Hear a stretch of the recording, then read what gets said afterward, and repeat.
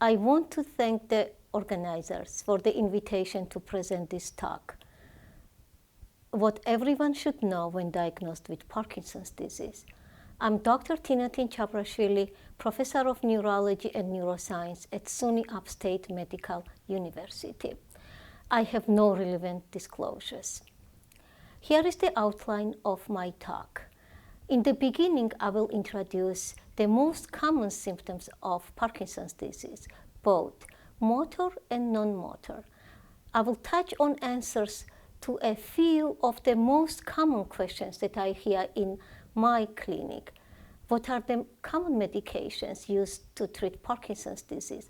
How does the disease progress? Can we cure Parkinson's disease? Does exercise help? Afterwards, I will touch the most important things that people should know when managing Parkinson's disease and how to navigate in the world of Parkinson's disease. I will wrap up with the discussion how you can help your doctor to manage your disease symptoms. Let's start with the description of Parkinson's disease. What is Parkinson's disease? This is actually a movement disorder that affects movement. However, it also has a significant non-motor manifestations. The underlying pathology is related to the loss of pigmented cells in the brain due to accumulation of significant abnormal inclusions called Lewy body. Parkinson's disease is a very complicated disorder. It has a complex etiopathogenesis, and the treatment is not always straightforward. This slide outlines the complex nature of Parkinson's disease. However, I will not go through all these complex mechanisms. So when should we be concerned that someone is experiencing symptoms of Parkinson's disease? What are the red flags? People may notice shaking, we call tremor. They may move slower than usually, become stiff or rigid. They may lose balance or have a hard time of walking. However, some additional symptoms also may include loss of ability of thinking. At times, they may lose touch with reality and experience things that are not there. We call them hallucinations. Their face may look different. They may feel depressed. They may have a lack of motivation. They may experience loss of smell. They may feel tired and fatigued all the time. The disease can also cause constipation, sweating, trouble of urinating, trouble of swallowing, sexual problems, and orthostatic hypotension. Delira is a very important symptom of Parkinson's disease, and we will talk about it a bit later. How quickly does Parkinson's disease progress? So this is a very important question, and I hear about it all the time. What is important to recognize that the disease starts way early than first Parkinson's disease motor symptoms. It may start even 10, 20 years prior. Some of the early symptoms, so-called non-motor symptoms, may include mood problems such as anxiety, depression, some gastrointestinal symptoms such as constipation. Now let's focus on motor symptoms. So initially, 4 cardinal symptoms of Parkinson's disease were described: tremor, rigidity, postural instability, and bradykinesia. However, motor symptoms may include diminished arm swing, diminished blink rate, monotone face, freezing gait, stooped or flexed posture, rigidity, which is the same as stiffness. Balance issues, doctors call postural instability, small handwriting, facial masking, shuffling gait, difficulty with turning and drooling as well. It could be difficult to get up from a soft chair. Sometimes patients note such symptoms as curled, clenched toes or painful cramped feet, and we call this symptom dystonia. Not every tremor is Parkinson's disease. Most frequently, patients with Parkinson's disease experience rest tremor. The tremor increases with mental distraction, can start in individual finger, often persistent with walking, usually affects hand and forearm, may begin in the foot, may involve the lips, chin, or tongue. Usually head or voice tremor, not typical for Parkinson's disease. And tremor can reemerge while maintaining posture next. Shuffling gait and freezing of gait is a very important and disturbing feature of Parkinson's disease. Patients have difficulty to initiate gait. They sometimes are trembling in place, shuffling forward, or sometimes can completely become frozen to the ground. We call complete akinesia. They have difficulty with turns, especially in the crowded areas or with dual tasking. Unfortunately, falls are frequent later symptoms in Parkinson's disease, and the cause could be related to Parkinson's disease itself or could be external.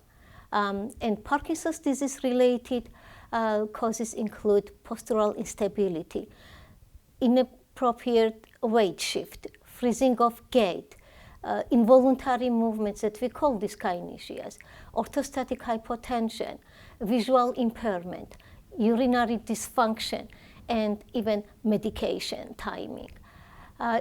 As I mentioned earlier, the causes can be external, such as environmental, uneven surfaces, obstacles, or even footwear. So patients have to be vigilant about these causes of falls to address the correct problem and therefore to treat appropriately.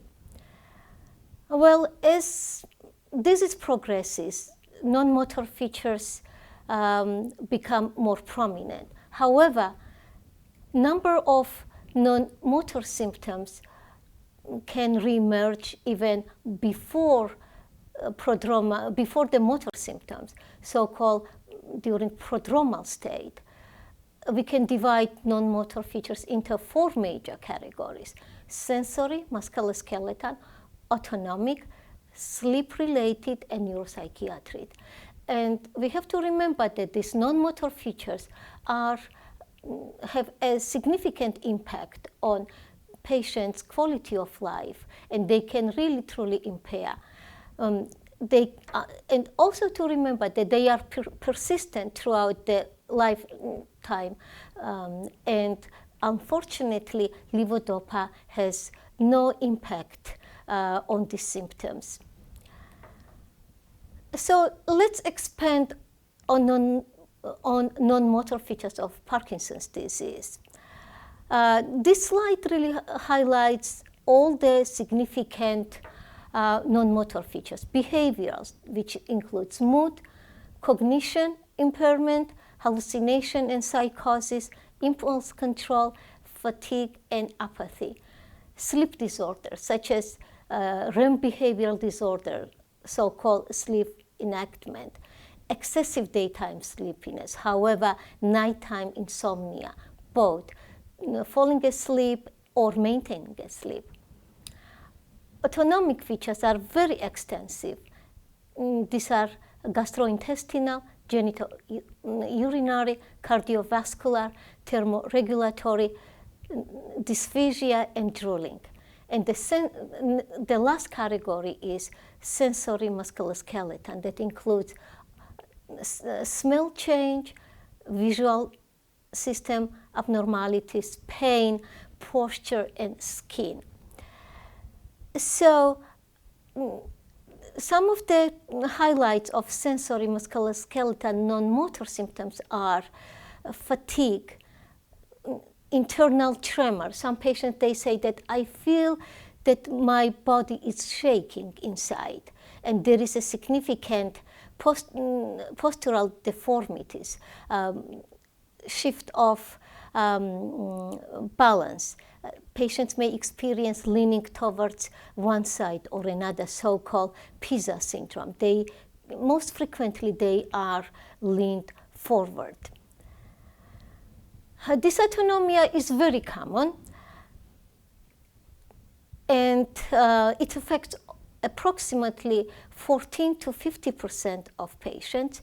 Constipation is the most frequent, and often it occurs even during the prodromal stage, followed by orthostatic hypotension and urinary symptoms. Gastrointestinal symptoms include constipation, nausea, and vomiting. However, the latter could be related also with medication intake. So make sure that you bring up this symptom with the doctor, because she or he may have a way to reduce nausea and vomiting and relieve constipation. So in terms of the genitourinary dysfunction, urinary frequency happens very often.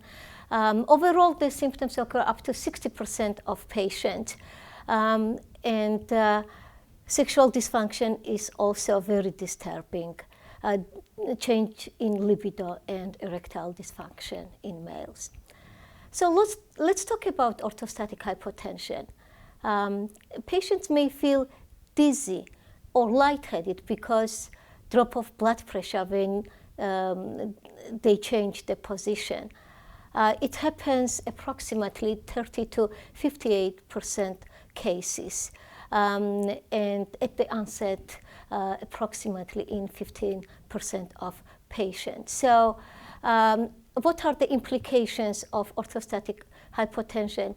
They can contribute to falls, they can contribute to fatigue, anxiety, even cognitive performance. And sometimes it requires special treatment and pharmacologic or non-pharmacologic to address this issue. How about thermoregulatory dysfunction? It ranges from excessive sweating, sometimes even decrease of sweating. And we have very limited tools to address this symptom. Sometimes we can use beta blockers, which lowers blood pressure as well, so we have to be really careful about it. The skin changes have a broad spectrum. You can see oily or flaky or inflamed skin, and dry skin is very common in patients. So just briefly about the sleep abnormality. It is well known that even if a healthy person does not sleep well, next day does not feel refreshed and may even experience non-optimal thinking.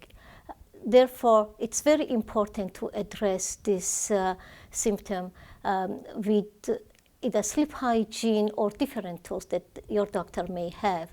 REM behavior disorder is characteristic, and we often ask the patient about sleep enactments. How about neuropsychiatric symptoms? At some point, it occurs approximately in 40% of patients. And the most frequent is depression, as well as anxiety, panic attacks, apathy, hallucinations, executive dysfunction. In later stages, unfortunately, it may also manifest during dementias. Apathy is a lack of motivation, and this especially can be disturbing for the caregivers. It occurs approximately 15 to 70% cases. In terms of the cognitive impairment, well, it has a very broad manifestations, and sometimes patients with Parkinson's disease ask me, is it related to my Parkinson's disease, or am I developing Alzheimer's disease? So it has a very broad spectrum. It's sometimes present as just slow thinking. Sometimes it slightly affects the daily activity, and we call mild cognitive impairment. And at times it may progress at the later stage to dementia. It's a very heterogeneous group of symptoms, and frequently manifests as executive dysfunction, working memory impairment, attention problem, and visuospatial dysfunction. What we have to remember that the progression is different in each individual, and it's very important to gather the information from the caregiver, to remember that cognition is not just a memory, and this difficulty that patient with Parkinson's disease experiencing is not normal aging, and has functional implications. Next. How about psychosis in Parkinson's disease? It actually affects approximately up to 50% of patients at some point of their disease course. And there are some risk factors, advanced stage, advanced disease course, and some of the medications. It has a very broad presentation. However, visual hallucinations are the most frequent. We have to remember also the impulse control disorders. And sometimes they can be related actually to the medication intake, especially dopamine agonists. It occurs approximately in 2 to 10% of cases, but could have a detrimental effect on the patient, especially the financial aspect. So please always discuss your symptoms with the doctor, and ask about this medications, and make sure that these are not the side effects of the pharmacotherapy. How about fatigue? Fatigue is overwhelming sense of tiredness, and many patients are experiencing fatigue. It could be related to localized muscle fatigue, or it could have a central etiology. Okay, let's move to the next section. Is there a test for Parkinson's disease? Unfortunately, we don't have a specific one single test that can diagnose Parkinson's disease. Usually, clinicians diagnose Parkinson's disease on the basis of person's symptoms. Therefore, it is absolutely crucial to provide accurate history to your doctor.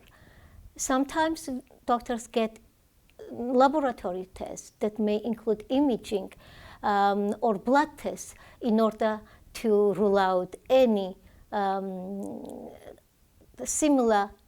other causes of similar symptoms. However, if the presentation is typical, we usually don't need to obtain the imaging studies. Important consideration during the diagnosis includes unilateral, one-sided onset, progressive nature, good response to the medication, and the clinical course more than 10 years. So how about the treatment of Parkinson's disease? Well, today we cannot cure Parkinson's disease, unfortunately, and we don't have effective neuroprotective therapies. However, there are many medications that we can use to improve the symptoms of Parkinson's disease.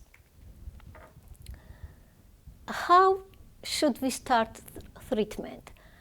And I would say that lifestyle change and healthy habits are very important, even in the beginning. Exercise, diet, sleep, social intellectual activities, and psychological status.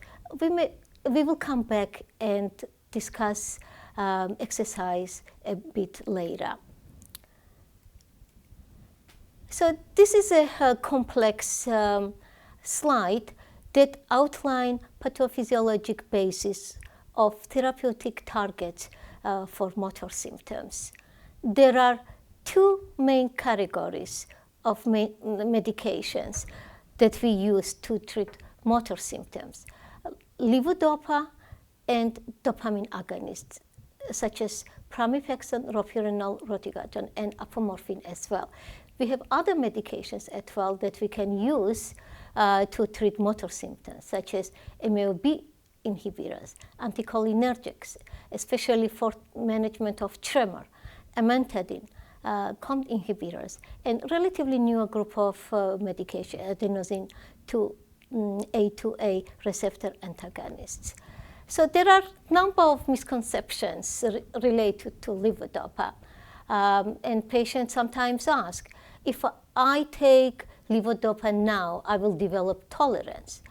Or I'm afraid to start levodopa because I will use up the good time. Or I should take medication only when I find impossible to carry out my daily activity. And the most importantly, sometimes people think that levodopa will cause faster progression of Parkinson's disease. So these are most common misperceptions. We have a number of preparation of carbidopa levodopa.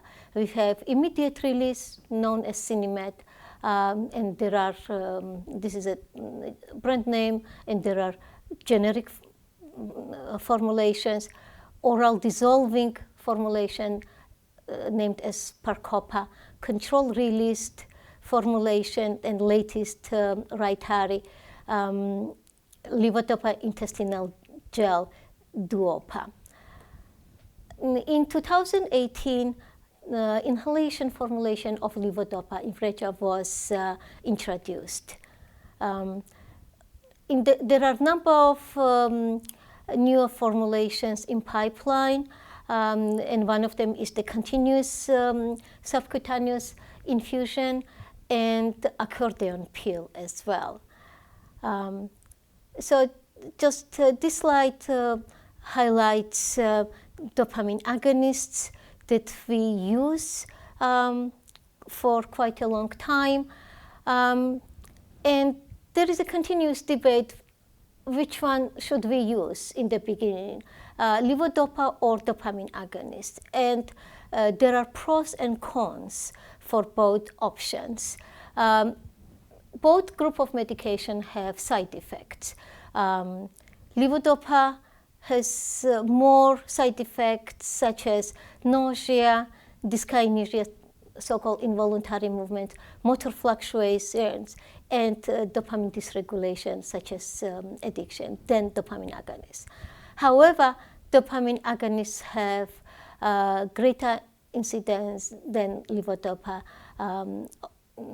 and this side effect of the following side effects: impulse control, excessive daytime sleeping, hallucinations, orthostatic hypotension, and pedal edema. And as you remember, orthostatic hypotension and hallucination actually are the symptoms also natural course of disease. So we have to be cognizant when we are starting these medications.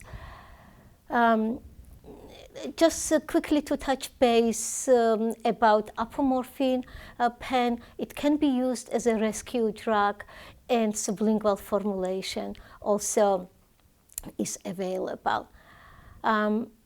You may already heard about the medication amantadine. It has a modest effect.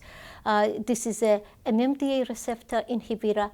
We have to use it carefully because it also has side effects such as hallucinations and anticholinergic effects.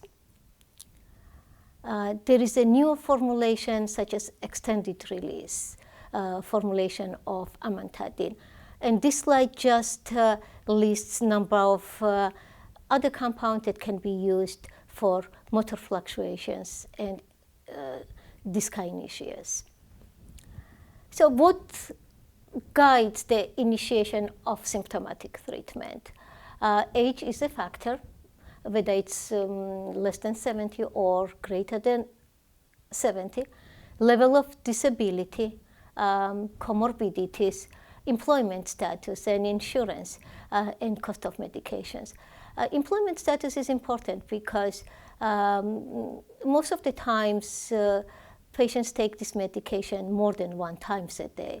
So sometimes it can become intrusive during the busy daily activity. Just to mention that besides the pharmacotherapy, there is a procedure, deep brain stimulation, that could be successfully used in the subset of patients and could be very effective as well. So let's move to the next non-pharmacologic options of treatment. As I said earlier, lifestyle changes and healthy habits are very important. Diet, specifically Mediterranean diet, has been associated with improved brain health, and even whether we are talking about Alzheimer's disease or Parkinson's disease, or even healthy aging. So it is important to carry on the healthy lifestyle, to make the healthy dietary modification, and exercise. So the question, does exercise help? And I would say yes. And we have to engage both physical, occupational, and the speech therapy as well. There are 3 layers. Obviously, the physical activity that everybody has to do, and the more structured exercise that is done in conjunction with physical therapy and occupational therapy. It is important to highlight that people with Parkinson's disease have move less than normal people, and it is important to have some mobile recorders, because they can register how many steps people make. And overall studies show that people with Parkinson's disease, they move 30% less than healthy control. So these are a number of different type of exercise that has been beneficial for patients with Parkinson's disease. It includes just simple walking, Tai Chi, progressive resistance, forced bicycle riding, shadow boxing, dance therapy. And the benefits are just beyond of simple feeling good. It improves the brain health, and there is evidence it decreases motor severity scores, increases functioning, improves balance, reduces falls, improves cognition, mood, and overall, actually, quality of life. There is extensive research going on to come up with new therapeutics. And that includes ongoing clinical trial, investigational, gene therapy. Hopefully we will hear about this trial soon. And it's a very hot topic, alpha-synuclein immunotherapies. It has some limitations. We think that it may be too late to start alpha-synuclein immunotherapy when patient already has motor symptoms. However, Pros are that it targets the pathologic aggregates and it passed a phase 1 safety and tolerability trial. So what information people should have to best navigate living with Parkinson's disease? First of all, we should remember that at early stages, patients with Parkinson's disease have only mild symptoms. And as it progresses, it can affect daily life more significantly, especially ability to work and to perform everyday activities. And at the later stage, patients may require more help from their caregivers. What are the questions that you need to ask your doctor to help you to understand risks and benefits of medications?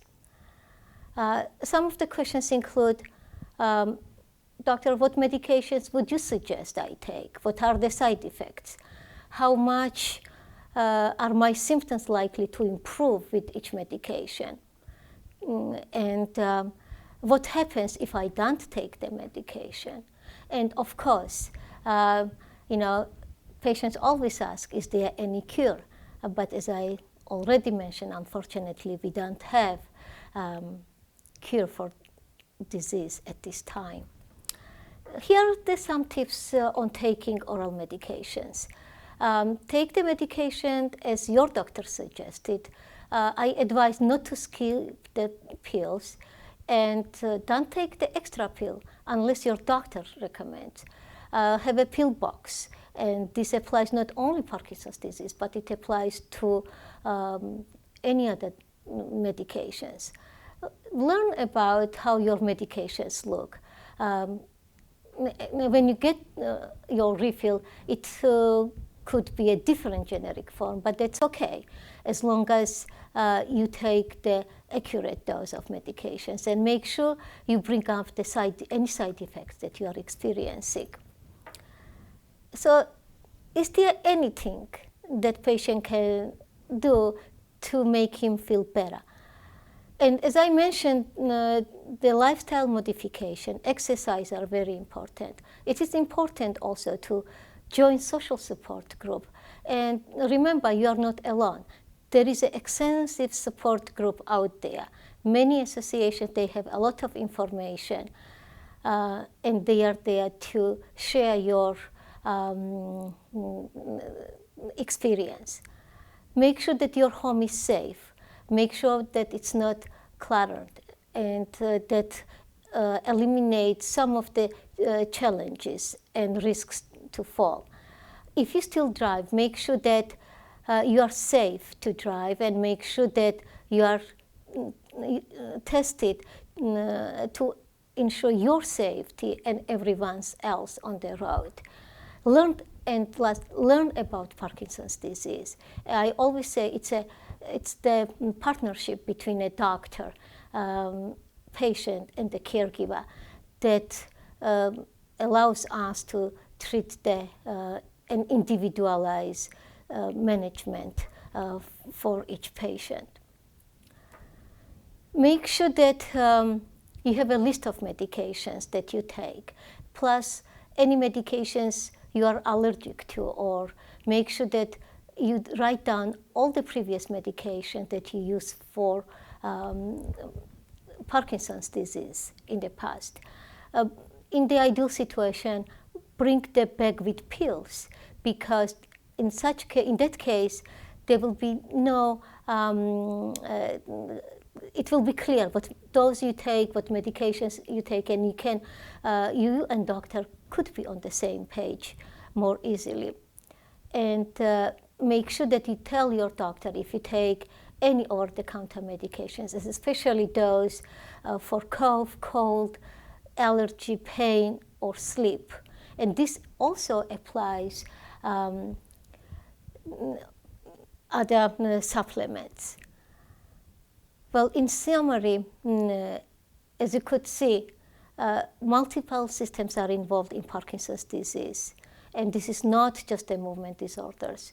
It has a lot of non-motor features, requires a comprehensive and interdisciplinary approach for evaluation and management.